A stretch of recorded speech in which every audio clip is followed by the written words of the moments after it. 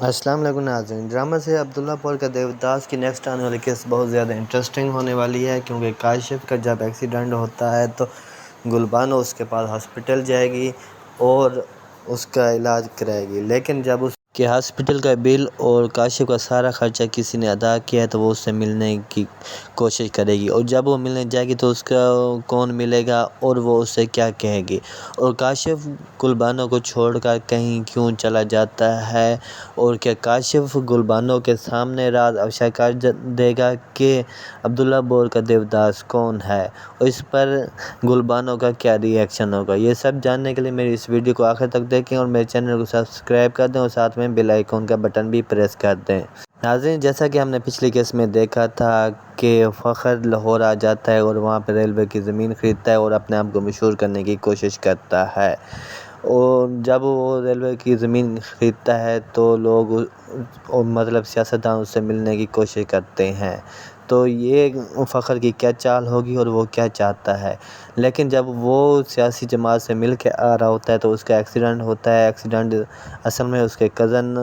کاشف ہوتا ہے، وہ کاشف کو ہاسپٹل لے آتے ہیں۔ جب گلبانو کو یہ بات پتہ چلتی ہے تو وہ فوراً ہاسپٹل جاتی ہے اور وہاں پہ کاشف کی عیادت کرتی ہے، لیکن جب اس کو یہ بات پتہ چلتی ہے کہ کاشف کے ہاسپٹل کا تمام خرچہ کسی نے ادا کر دی ہے تو وہ اس سے ملنے کی کوشش کرے گی۔ جب وہ ملنے جاتی ہے تو آگے سے فخر ہوتا ہے، مطلب عبداللہ پور کا دیوداس۔ جب وہ اس سے ملتی ہے تو اسے کہتی ہے کہ کاشف کے اندر اس کی جان بستی ہے اور اس سے اگر کچھ ہو گیا تو وہ اسے نہیں چھوڑے گی،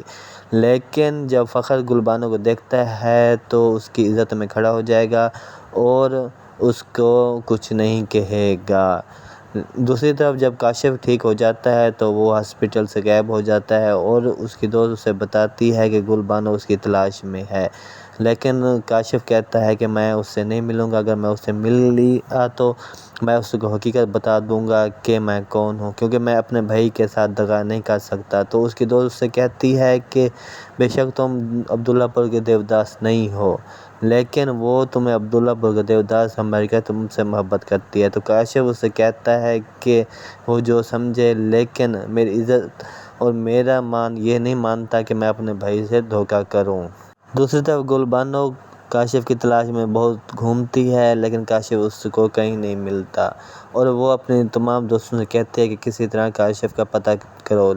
لیکن کاشف لاہور چھوڑ کر عبداللہ پور جا چکا ہوتا ہے اور وہیں ہی روپوش ہو جاتا ہے۔ دوسری طرف فخر سے اس کا دوبارہ ٹکرا ہوگا، وہ اس سے پوچھے گی کہ تم نے ہی کاشف کو غائب کیا ہے، تو فخر کہے گا کہ میں نے اسے غائب نہیں کیا اور میں جانتا ہی نہیں ہوں کہ وہ کون ہے، کیونکہ فخر کی ابھی تک کاشف سے ملاقات نہیں ہوتی، اور اس کا نوکر بھی اسے یہ نہیں بتا پاتا کہ وہ لڑکا اصل میں کون تھا۔ اصل میں فخر کو مشہور اور نامنیٹ کرانے میں سب سے بڑا ہاتھ سفید حویلی کی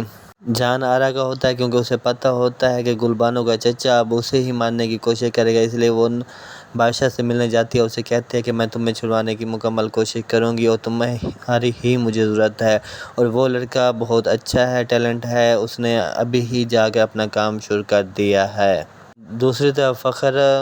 لاہور میں اپنا نام پیدا کر کے گلبانو کے چچا کے مقابلے میں الیکشن لڑنے کی کوشش کرے گا تاکہ اسے ہرا سکے۔